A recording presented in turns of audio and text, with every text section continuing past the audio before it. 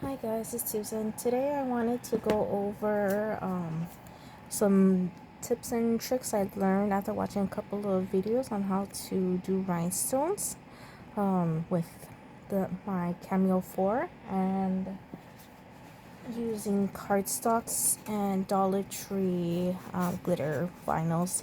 I didn't want to use the flock, the rhinestone flock. Well, I tried getting the one from TRW, but they were out of stock. So I saw these videos, a lot of videos on people using cardstock. And one video commented that they use Dollar Tree glitter vinyl on top of it, just so that um, the tape won't stick onto the glitter paper.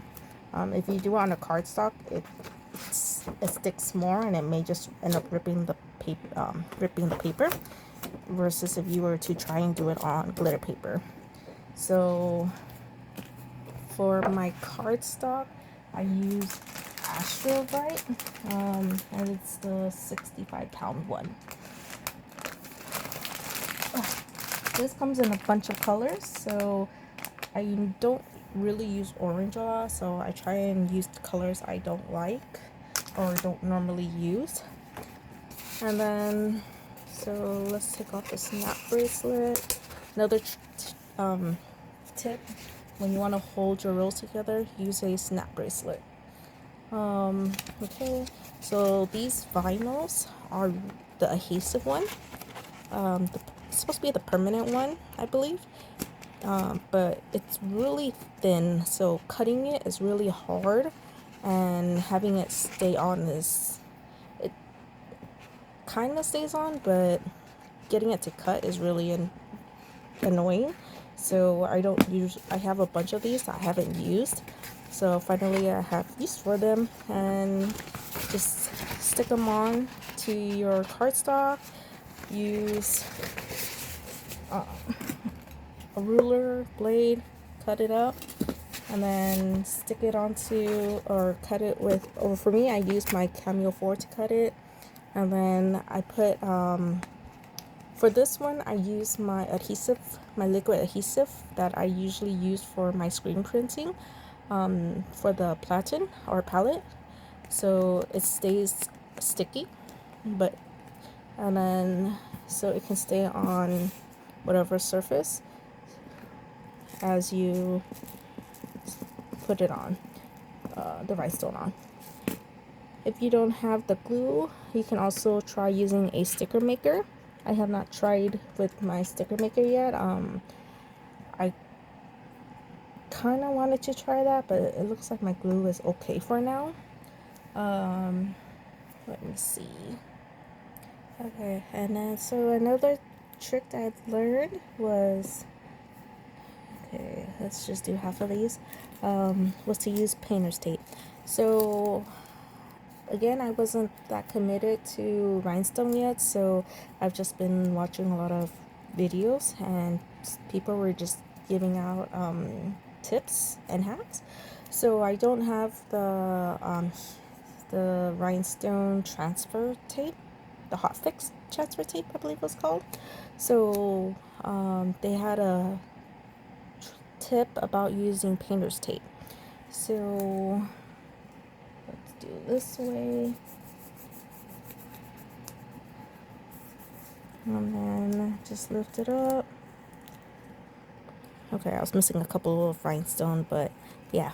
So you can put this onto your garment and heat set it. These are the hot fix ones. The painter tape can withstand the heat. The only thing though is that be wary of if you're also doing HTV with it. So I made this shirt. Let me see if I can show you. Okay, so I made this tank top with my HTV, and then here's the rhinestone. It did have a burn mark from the painter's tape. When they showed it on their video, they didn't have any burn marks, so I don't know why this one did, but just be wary of that. But it doesn't, it looks like the burn mark went away. You can't really tell anymore. But okay, so so rhinestone are heat pressed at about 330 to 350. The HTV was heat pressed at 302. So I did the HTV first and then I did the rhinestone next. My HTV ended up melting some of the letters, so I used a mini iron, and then I put it on the back and I peeled off the melted letter, and then I just cut those specific letters and just used the mini iron again to iron those on. So just be careful of doing HTV with rhinestone. I would just guess where the rhinestone would go and then do that first, and then lower the heat and then do the HTV. So I believe that's all of my tips for rhinestone as of now. These are for hotfix ones. I did order some of the plain ones and I'm trying to find out what glue is best for it. I did see someone use this glue where it has like a really sharp tip, like a syringe type of tip.